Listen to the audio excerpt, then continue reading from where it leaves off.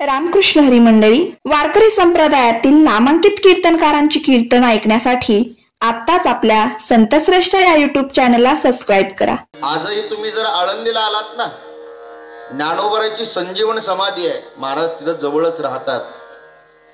ज्ञानोबरांच्या मंदिरामध्ये गेल्याच्या नंतर डाव्या बाजूला हैबत बाबाची समाधी आहे. त्या समाधीचं दर्शन घ्या. पुढं आल्याच्या नंतर शांतीब्रह्म एकनाथ महाराजांचा पार आहे. नाथबाबांच्या पाराचं दर्शन घ्या.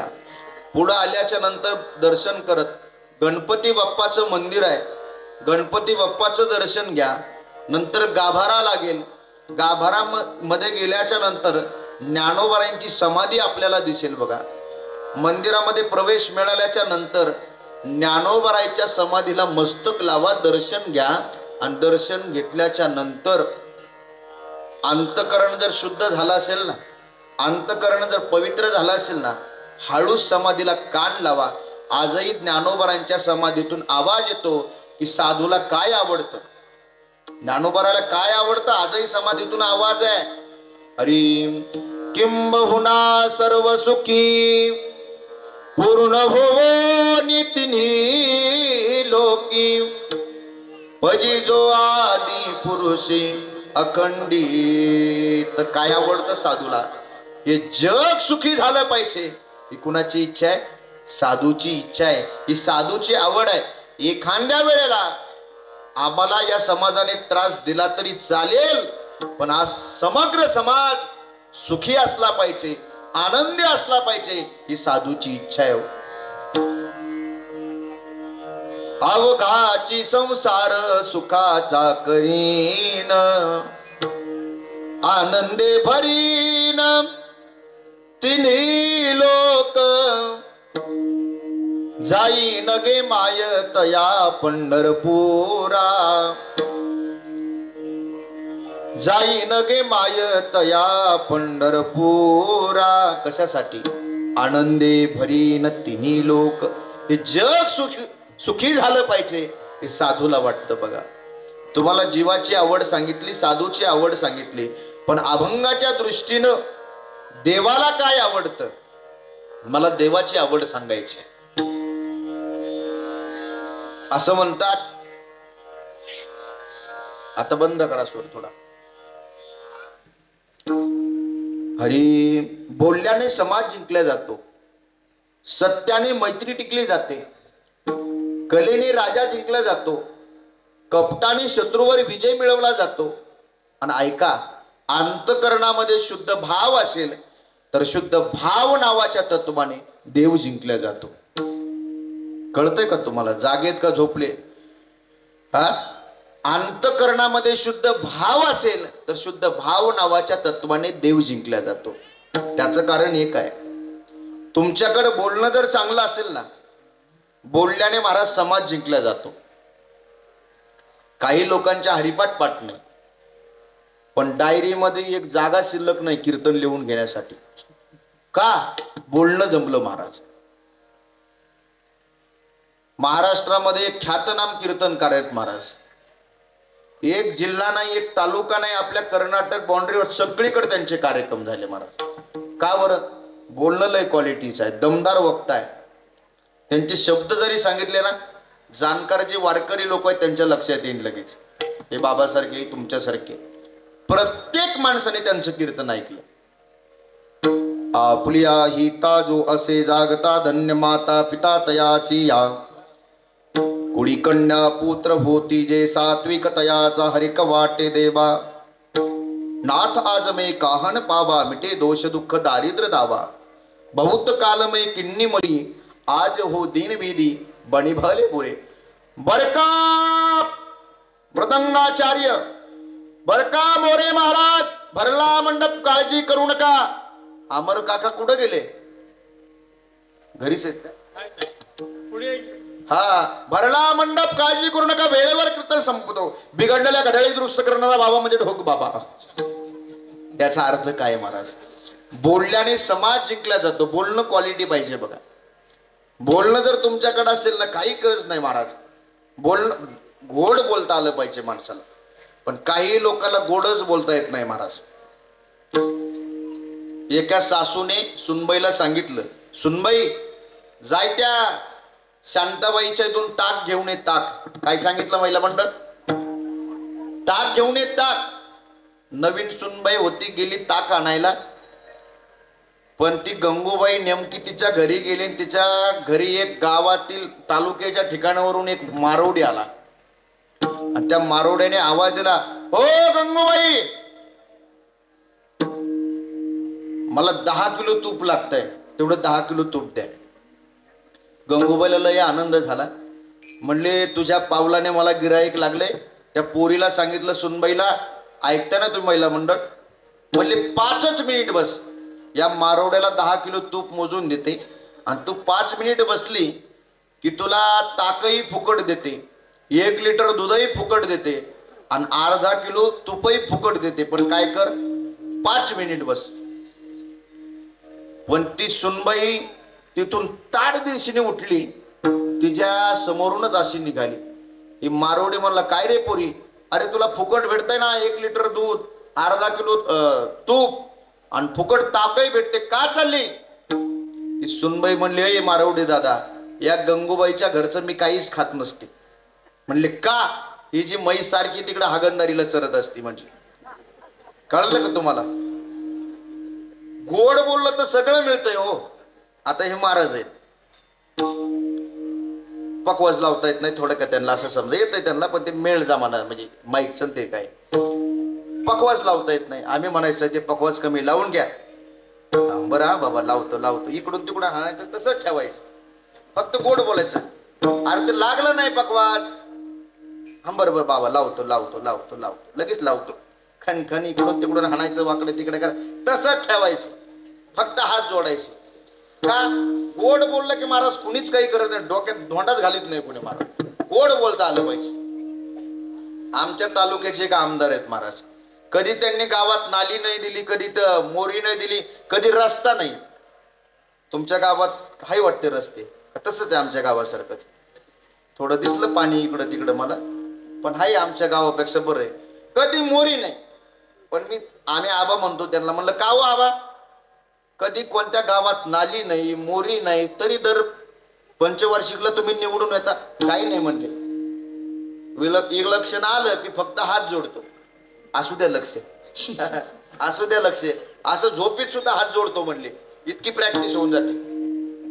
गोड वागता आलं पाहिजे. किती गोड वागतात बघा.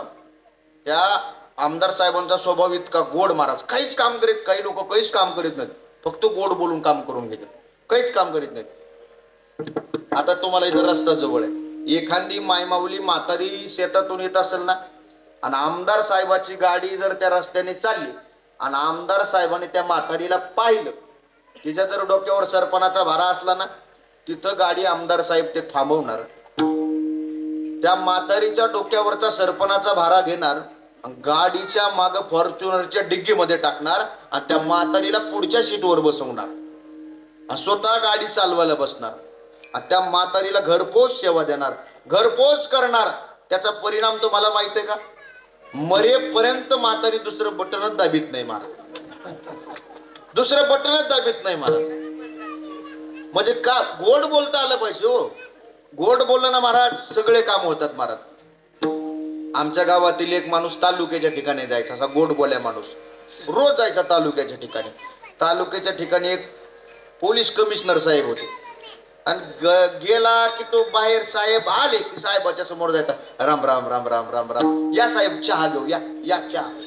साहेबाला चहा पाजायचा. असं 1 दिवस झालं, 2 दिवस झालं, बघता बघता 8 दिवस तेच, या या साहेब चहा घेऊ चहा. साहेब म्हणले, काय रे रोजच चहा पाहिजे तुम्हाला? नेमकं काय? काही नाही म्हणलं, माणुसकी म्हणून आपलं पाहिजे तो, बाकी काय. बरोबर कळते ना भाषा माझी, मराठवाड्यातली तिकडची बाय. माणुसकी म्हणून पाहिजे तो, काय बाकी काय साहेब? काही नाही, बाकी माणुसकी म्हणून पाहिजे होतं आपलं. बरोबर कुठला आहे तो? हे अमुक अमुक गावाचा आहे. बर बर बर बर, काय करतो? काही नाही म्हणलं, शेती करतो. शेती किती? काही नाही, 3-3.5 एकर. मोजून पाहिली तर 60 एकर. कळलं का? 3-3.5 एकर, पण मोजली तर 60 एकर. सांगितली किती? 3.5 एकर. म्हणलं बर बर बर, 3.5 का? येहीर वगैरे काही आहे का? कसली येहीर साहेब? कुठं असती येहीर? कसली येहीर साहेब? कुठं असती येहीर? अरे बाबा ती योजनेतून मिळत असती, तुला ती मिळाली का? नाही साहेब. मग तुला विहीर दिली तर चालेल का? साहेब तुमची इच्छा असेल, त्याला तेच करायचे होते, तुमची इच्छा असेल तर चालेल ना साहेब. त्या साहेबाचा भाऊ, दुसरा मोठा भाऊ बीडीओ होता, बीडीओ. त्याची सही जर मिळाली विहीर लगेच मंजूर. आता भावाने सांगितलं तर ऐकलं त्या बीडीओने, सही दिली याला विहीर. आता विहीर दिल्याच्या नंतर सगळे साहेब लोक ते शेतात पाहायला जात असतात, बरोबर आहे. सगळे साहेब लोक तिथे गेले आणि म्हणले, का रे अमुकाचं ते शेत कुठं आहे? 3.5 एकर. म्हणले 3.5 एकर? म्हणले या बांधापासून नजर पुरत नाही तेवढा 60 एकरचा पट्ट्या त्यातच आहे म्हणले. सगळे साहेब लोक तोंडात हाणून गेला. म्हणजे आता नोकरीचा प्रश्न आहे राव, इथं 3.5 एकर म्हणलंय.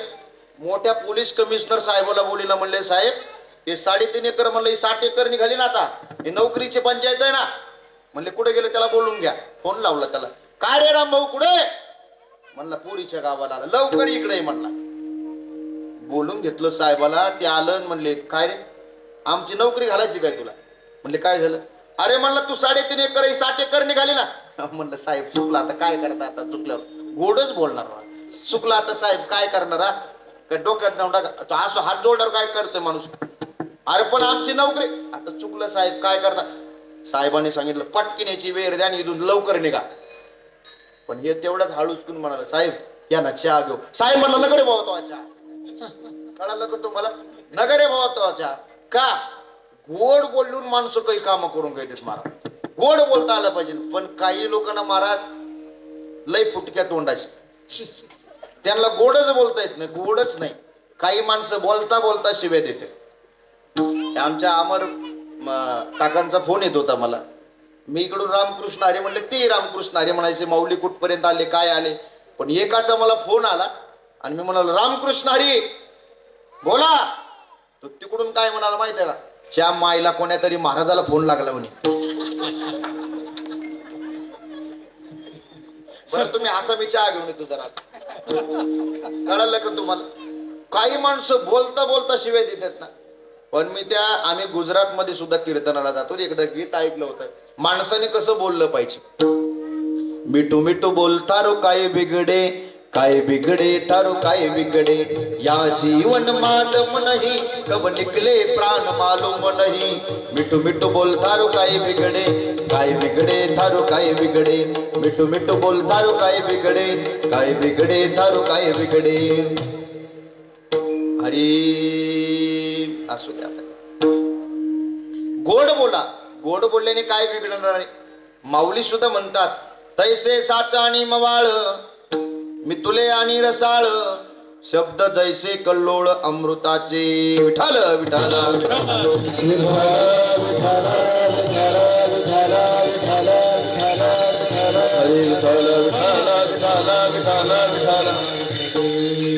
एवढं सगळं मी कशासाठी सांगितलं? बोलणं जर गोड असेल ना, बोलल्याने समाज जिंकला जातो.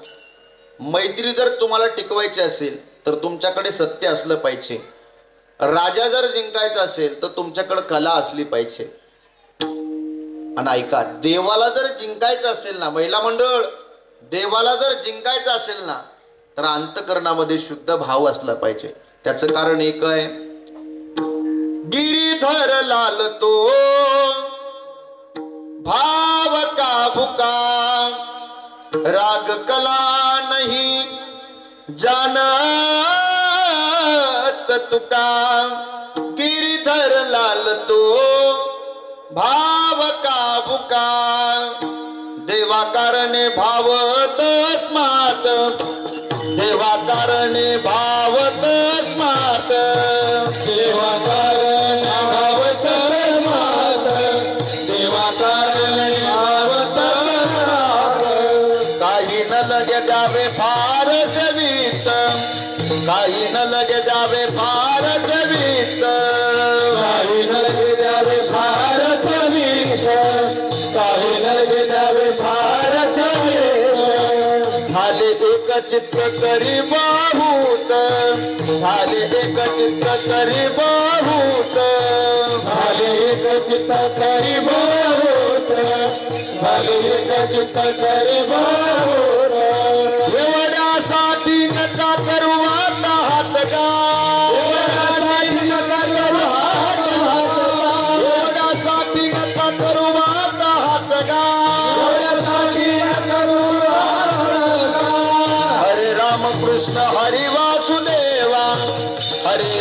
कृष्ण हरी वासुदेवा, हरे राम कृष्ण हरी वासुदेवा, हरे राम कृष्ण हरी वासुदेवा.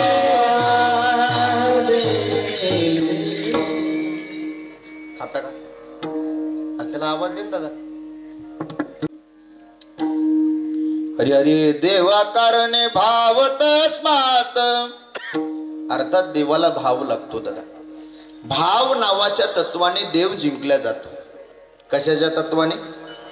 भाव नावाच्या तत्वाने देव जिंकला जातो. पण आज कलियुगामध्ये अशी अवस्था झाली,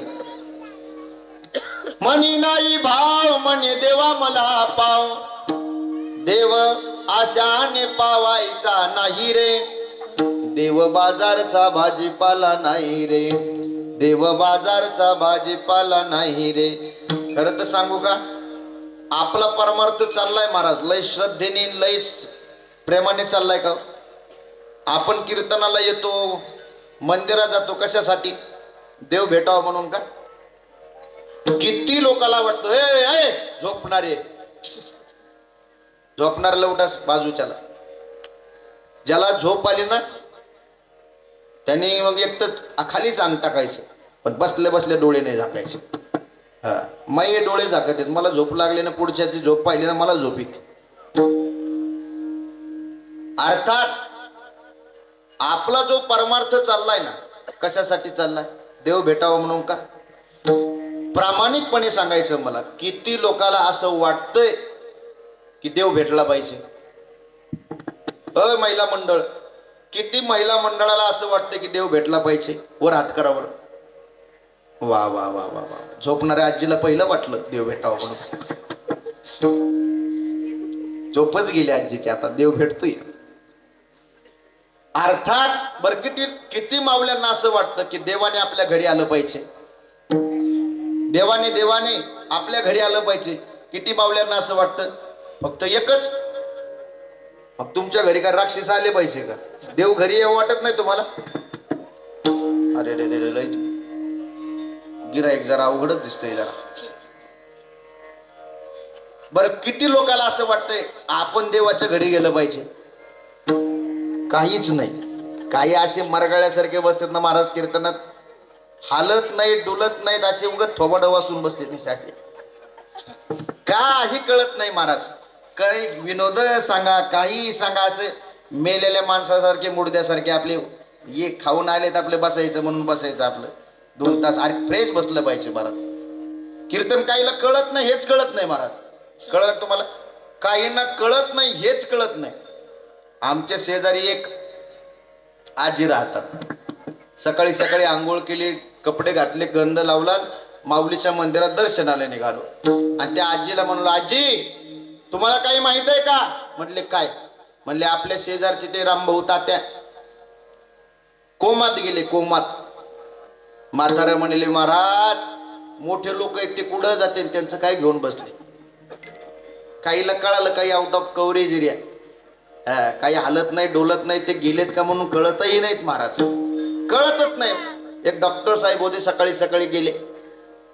70-80 वर्षाच्या आजोबाचे बेडवर झोपलेले होते हॉस्पिटलमध्ये. आणि डॉक्टर साहेब म्हणाले, क्यों जी रात में निद्रा देवी आई थी क्या? काय म्हणाले? म्हणजे रात्री तुम्हाला झोप आली होती का? क्यों जी रात में निद्रा देवी आई थी क्या? ते आजोबा म्हणाले, डॉक्टर साहेब आली असल गेली असल मला काही माहित नाही, मी गार झोपलेलो होतो. अर्थात काहीला कळतच नाही हो. एक म्हातारी तर म्हणले, बाबा काय सुंदर कीर्तन करता हो, असं कीर्तनच ऐकलं नाही म्हणले. म्हणलं आजी लईच कौतुक करायला लागले, काय आवडलं तुला कीर्तनातलं? म्हणले ते विचारू नको. म्हटलं का? घरी झोपायच्या 2-2 गोळ्या खाते, तुमच्या कीर्तनात आले रामकृष्ण हरीश्वरचा स्वर कानावर पडला, तसा डोळा लागला जय विठ्ठल झाल्यावरच जाग आली. एक तर म्हातारी म्हणाली, बाबा काय कीर्तन झालं हो तुमचं, लय छान कीर्तन झालं, कधी डोळा लागला काहीच कळालं नाही. अवघड आहे. विठ्ठल विठ्ठल.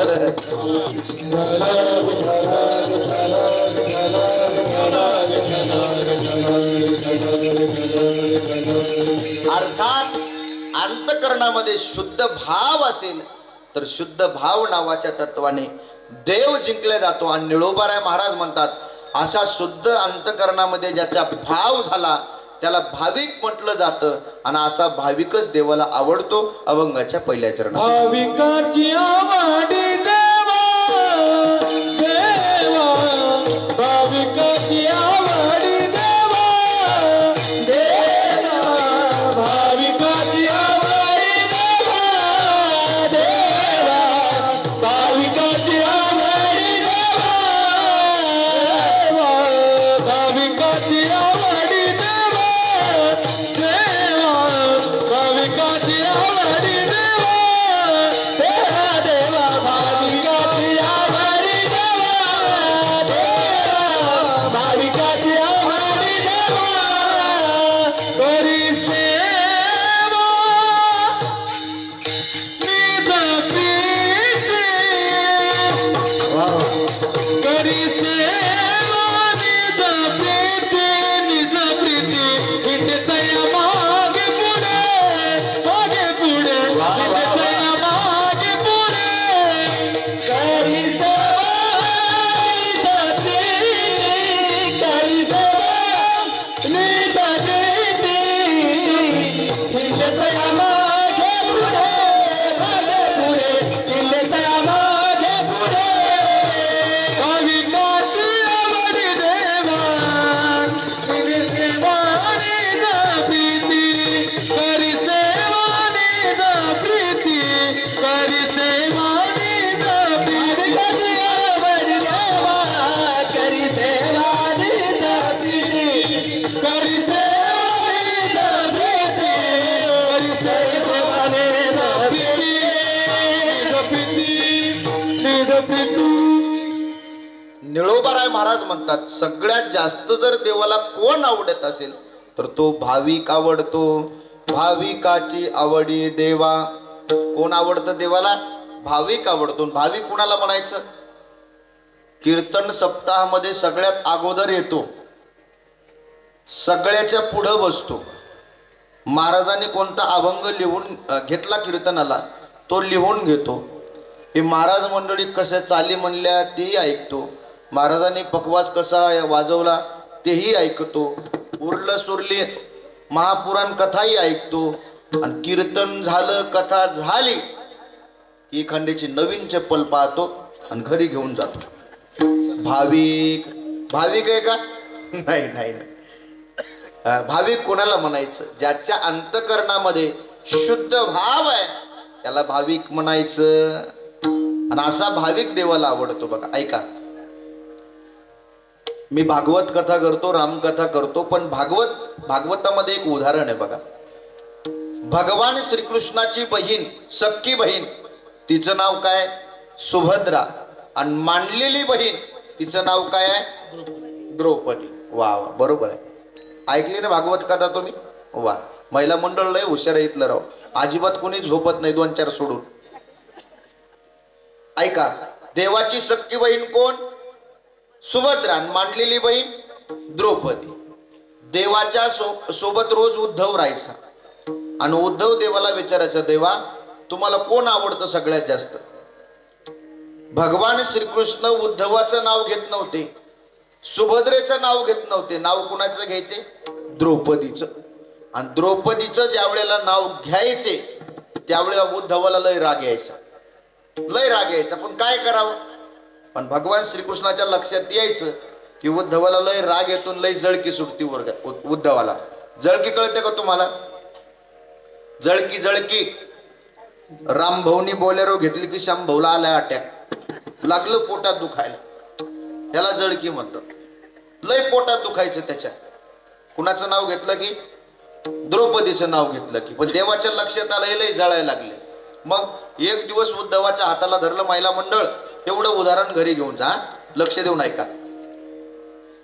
उद्धवाच्या हाताला धरलं आणि सुभद्रेच्या घरी आले. आणि सुभद्रेच्या घरी आल्याच्या नंतर सुभद्रा सकाळी 9:15 वाजता उठली होती आणि भिंतीवर बसली होती, दात घासत बसली होती. उद्धवन आणि भगवान श्रीकृष्ण येताना पाहिलं. श्रीकृष्णाने सांगितलं सुभद्रेला, ताई काल उपवास होता, आज भूक लागली, काही खायला असेल तर दे. सुभद्रा म्हणले, मी आत्ताच उठले. काहीच घरामध्ये स्वयंपाक नाही, पण किचन मध्ये जा, काही फळं ठेवलेले आहेत, तेवढे फळं खा, नाश्ता करून घे. देव गेले गड्या. देवाला काय भूक लागली नव्हती, पण देव कशाचा भुकलेला आहे? थोर प्रेमाचा प्रेमाचा भुकेला, प्रेमाचा भुकेला, प्रेमाचा भुकेला, प्रेमाचा भुकेला, प्रेमाचा भुकेला, प्रेमाचा भुकेला, प्रेमाचा भुकेला, प्रेमाचा भुकेला. हाती दुष्काळात आला, हाती दुष्काळात आला, हाती दुष्काळात आला, हाती दुष्काळात आला. चोर प्रेमाचा भुकेला, चोर प्रेमाचा भुकेला, चोर प्रेमाचा भुकेला, चोर प्रेमाचा भुकेला. हाती दुष्काळात आला, हाती दुष्काळात आला, हाती दुष्काळात आला, हाती दुष्काळात आला. चोर प्रेमाचा भुकेला, चोर प्रेमाचा भुकेला, चोर प्रेमाचा भुकेला, चोर प्रेमाचा भुकेला, भुकेला. देवाला भूक लागली नव्हती हो, प्रेमाची भूक होती. देव सुभद्रेच्या घरामध्ये गेले, सफरचंद हातामध्ये घेतलं. ऐका महिला मंडळ, सफरचंद कापायचं लांबच राहिलं आणि बोटच कापून घेतलं.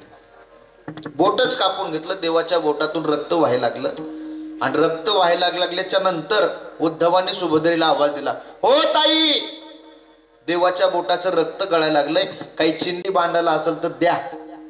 काय म्हणाले? चिंदी बघा. आता महिला मंडळ वट्ट्यावर बसलेल्या, कट्ट्यावर बसलेल्या इकडे बघा, लक्ष द्या. हा, माझं लय बारीक लक्ष असतं, कुठं काय चालू आहे, काय सगळं इकडं लक्ष द्या. सुभद्रा कोण आहे? देवाची सख्खी बहीण. मला सांगा, देवाची सख्खी बहीण आहे, तिला साड्याची कमी असेल का? अहो, आपल्याच बायकाच्या साड्याचा विचार करा ना. कपटची कपट साड्याने भरलेले आहेत महाराज. हा, आमच्या इकडं तर काल परवा एक बाई मेली. कशी मेली माहित आहे? कपाट उघडायला गेली आणि कपाटातल्या सगळ्या साड्या तिच्या अंगावर पडल्या, जागीच ठार झाली. सरपणाची गरजच पडली नाही, साड्यावरच भागलं. इतक्या साड्या हो. तुमच्या आमच्या बायकाला एवढ्या साड्या, तो देवाची बहीण आहे हो, तिला किती साड्या असतील विचार करा ना कधीतरी. पण सुभद्रेने खालचा मजला पाहिला, वरचा मजला पाहिला, चिंधी सापडना, चिंधी सापडना. आता देवाला दाखवून द्यायचं होतं ना, मला द्रौपदी काय आवडते. उद्धवाला सांगितलं, चल माझ्या बरोबर. आता द्रौपदीच्या महालाकडे निघाले देव. सकाळची वेळ होती. द्रौपदी स्नान करून डोक्यावर पदर घेऊन, हातामध्ये सोन्याचा तांब्या ताट आहे, हातामध्ये सोन्याचा तांब्या आहे आणि भगवान गोपाल कृष्णाचं भजन करत तुळशीला पाणी घालण्यासाठी निघाली होती. हरे राम राम राम हरे हरे, हरे कृष्णा कृष्णा कृष्णा हरे हरे. गोड भजन करत चालली. पण चमत्कार असा झाला, ज्याचं भजन करावं तो समोरून आला. द्रौपदीने पाहिलं, उद्धवन भगवान श्रीकृष्ण समोरून येत आहेत. अरे, माझा दादा सकाळी सकाळी माझ्या घरी कस काय? आणि भावाला सगळ्याचा आनंद काय असतो? आपला भाऊ जर येताना दिसला ना महाराज घरून, बायाला लय आनंद होतो महाराज. बघा, बाई कितीही रुसलेली असू द्या, किती रागू द्या.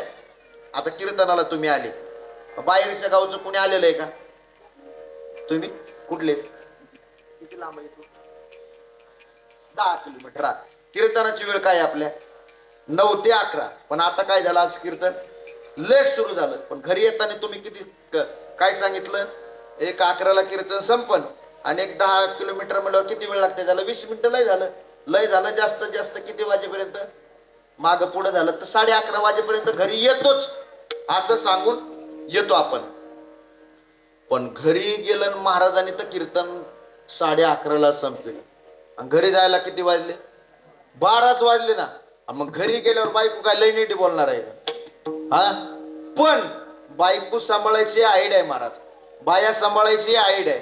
घरी जायचं, दरवाजा वाजलं तर तोंड पडलेलंच असतंय. हा, पण घरी गेल्याच्या नंतर म्हणले काय ते कीर्तन, ते बाबा लयच भारी कीर्तन होतं. बाई बोलणारच नाही तरी सुद्धा. आळंदीचा महाराज होता, लय कीर्तन भारी होतं, बाई बोलणारच नाही. संत श्रेष्ठ या यूट्यूब चॅनलवरील नवनवीन व्हिडिओज पाहण्यासाठी चॅनलला सबस्क्राईब करायला विसरू नका. शेअर, लाईक नक्की करा.